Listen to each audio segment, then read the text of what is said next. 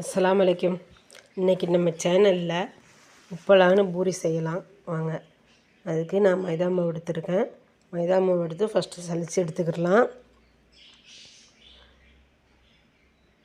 1 cup அளவு மைதா மாவு எடுத்து நம்ம சுத்தமாக சலித்து எடுத்துக்கிடலாம்.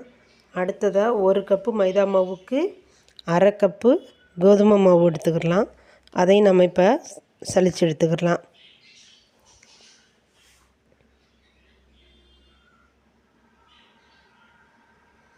ரெண்டையும் ஒன்றா சலித்து எடுத்துக்கிட்டு இதுக்கு தேவையான அளவு சால்ட்டு போட்டுக்கிடலாம்.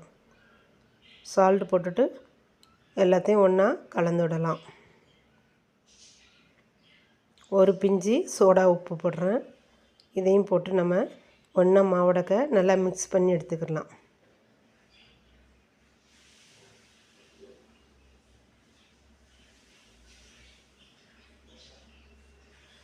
இப்போ மாவை நல்லா கலந்து கொடுத்துட்டு கொஞ்சம் கொஞ்சமாக தண்ணி ஊற்றி இப்போ நம்ம மாவை நல்லா பிசைஞ்சு எடுத்துக்கலாம்.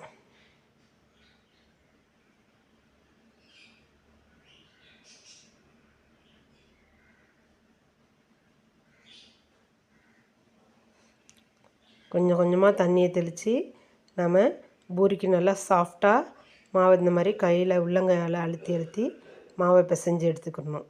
இப்போ மாவையெல்லாம் நான் நல்லா பிசைஞ்சு எடுத்துட்டேன் சாஃப்டாக. இப்போ நம்ம சின்ன உருண்டைகளாக உருட்டி எடுத்துக்கலாம்.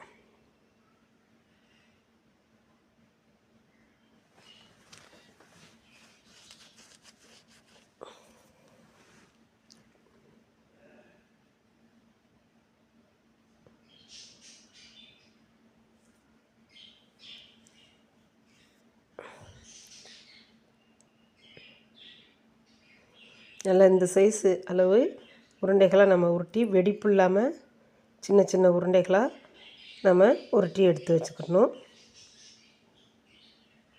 மாவில் வெடிப்பு தன்மை இருக்கக்கூடாது.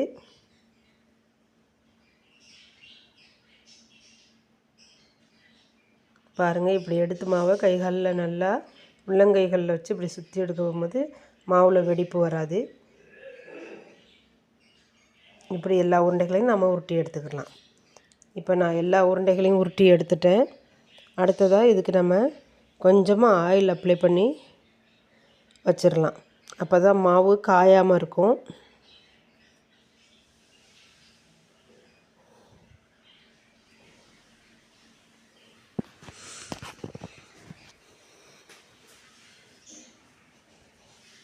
இப்போ மாவையெல்லாம் நம்ம எண்ணெய் தடவியாச்சு. எல்லாத்தையும் அப்படியே மூடி ஒரு ஓரமாக ஊற வச்சுருவோம். அடுத்து நான் உருளைக்கிழங்கு எடுத்துருக்கேன். 1/2 கிலோ உருளைக்கிழங்கு எடுத்து கட் பண்ணி வைக்கிறேன். கட் பண்ணிவிட்டு நம்ம அலசி எடுத்து இப்போ குக்கரில் போட்டு ஒரு 4 விசில் குக்கர் வைக்கிறேன். தேவையான அளவு தண்ணி ஊற்றி குக்கரில் வச்சு வேக வச்சு எடுத்துக்கிடலாம். இப்போ குக்கரில் உருளைக்கிழங்கு வெந்துருச்சு. குக்கரை இறக்கி வச்சுட்டு நான் ஒரு தவா வைக்கிறேன். ஒரு 2 ஸ்பூன் ஆயில் விட்டுட்டு நாம் இப்போ பூரி பாஜிக்கு மசாலா செய்யலாம். இப்போ ஒரு 2 காஞ்ச மிளகாய் கிள்ளி போட்டுக்கிட்டு அடுத்ததாக 1/4 ஸ்பூனு கடுகு, ஒரு கொத்து கருவேப்பிலை போட்டுக்கிடலாம்.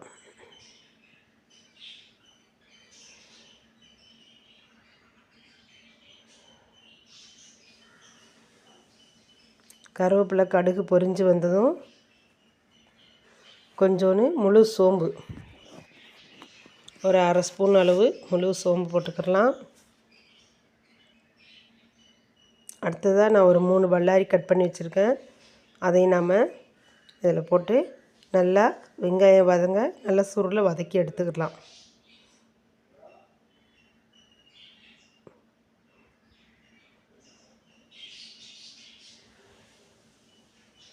இப்போ அந்த வெங்காயம் வதங்கிறதுக்கு தேவையான சால்ட்டு போட்டுக்கிடலாம். நான் 1/2 ஸ்பூன் சால்ட்டு போடுறேன்.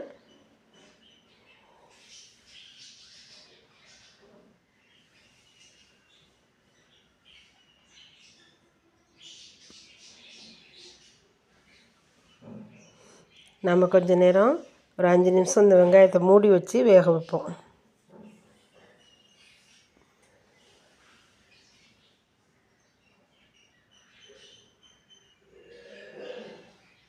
அஞ்சு நிமிஷம் சென்று வெங்காயத்தை திறந்து நல்லா கிண்டி எடுத்துக்கிடலாம். இப்போ நான் ஒரு தக்காளி, ஒரு பச்சை மிளகாய் கட் பண்ணி வச்சுருக்கேன். அதையும் இது கூட போட்டு நம்ம வதக்கி எடுத்துக்கலாம்.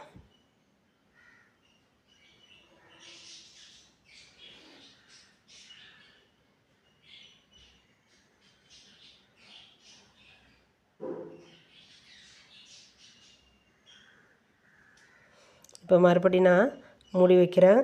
கொஞ்சம் நேரம் இருக்கட்டும். இப்போ நல்லாவே வதங்கி வந்துருச்சு. இப்போ நல்லா கிண்டி எடுத்துட்டு நான் ஒரு அரை கப்பு கடலைப்பருப்பு எடுத்து ஊற வச்சேன் சின்ன கப்பால். அது நல்லா ஊறியிருக்கு. இப்போ அதையும் போட்டுக்கிடலாம்.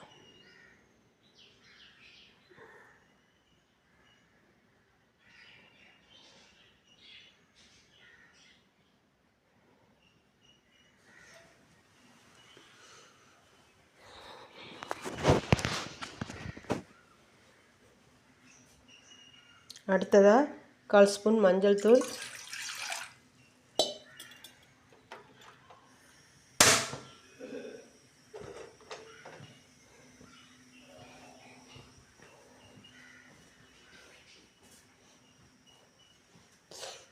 போட்டு நல்லா வதக்கி எடுத்தாச்சு. இப்போ நம்ம வேக வச்ச உருளைக்கிழங்க திறந்து பார்ப்போம். அதில் இருக்கிற தண்ணியை நம்ம இந்த மசாலாவிலேயே ஊற்றிக்கிடலாம்.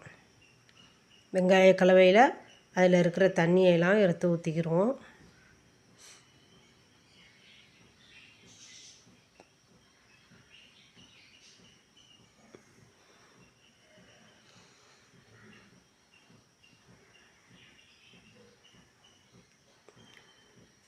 இப்போ நல்லா கடலைப்பருப்பு எல்லாம் வெந்துருச்சு. வெங்காயம்லாம்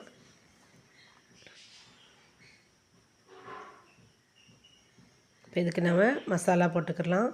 சீரக சோம்பு மசாலா கலந்தது ஒரு அரை ஸ்பூன் போடுறேன்.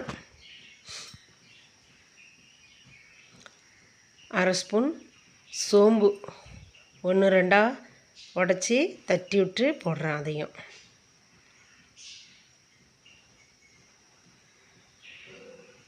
அடுத்ததாக நம்ம வேக வச்சுருக்க உருளைக்கிழங்க நல்லா நச்சு எடுத்துக்கிடலாம்.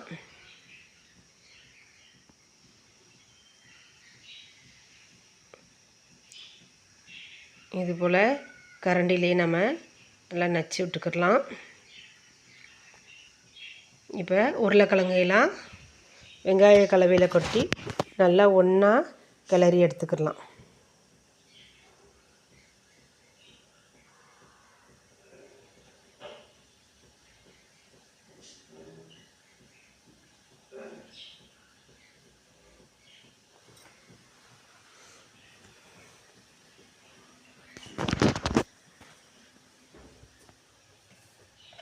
இப்போ 2 ஸ்பூன் கார்ன்ஃப்ளவர் மாவு எடுத்திருக்கேன்.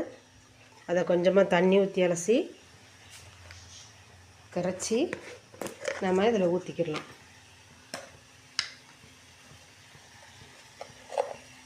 கார்ன்ஃப்ளவர் மாவை கொஞ்சமாக தண்ணி ஊற்றி கரைச்சி இப்போ ஊற்றி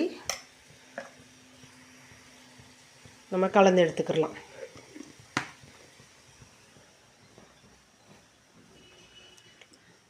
இப்போ பூரி பாஜி மசாலா ரெடி.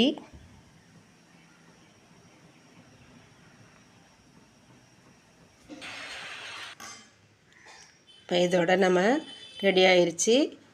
அடுப்பை ஆஃப் பண்ணிடலாம்.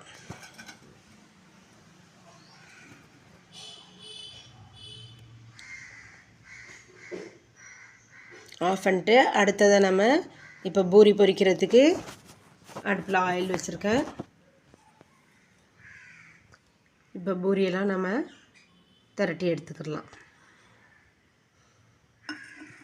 லைட்டாக சப்பாத்தி கட்டையில் கொஞ்சம் எண்ணெய் ஊற்றிக்கிட்டு இப்போ நம்ம பூரியை தேய்ச்சி எடுத்துக்கிடலாம்.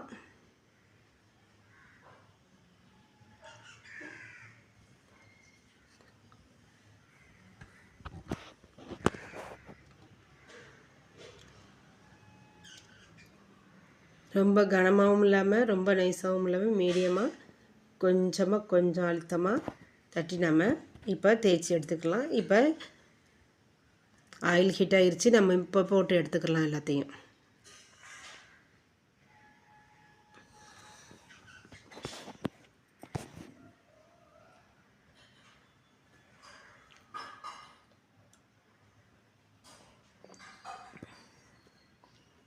பாருங்கள் எப்படி பூரி உப்பி வருதுண்டு.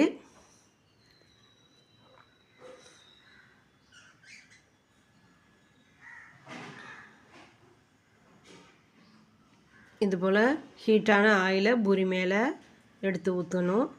பூரி உப்பி வரும்போது அடுத்தது நம்ம ஒரு பக்கம் வந்ததும் மறுபக்கம் திருப்பி போட்டு பூரியை வேக வச்சு எடுத்துக்கிடலாம். இப்போ பூரி ரெடி.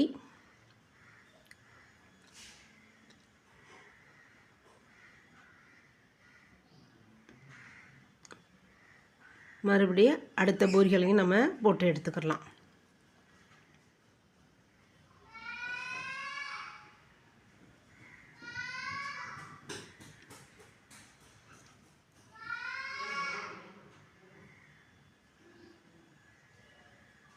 இப்போ பாருங்கள் எப்படி பூரி உப்பி வருதுண்டு.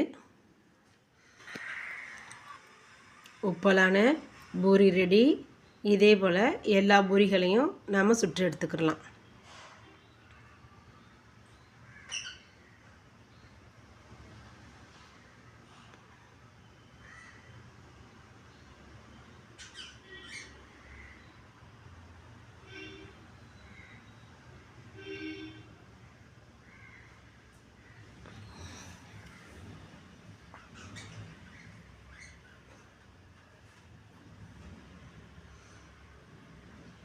இதே போல் நீங்களும் பூரி செஞ்சு பாருங்கள்.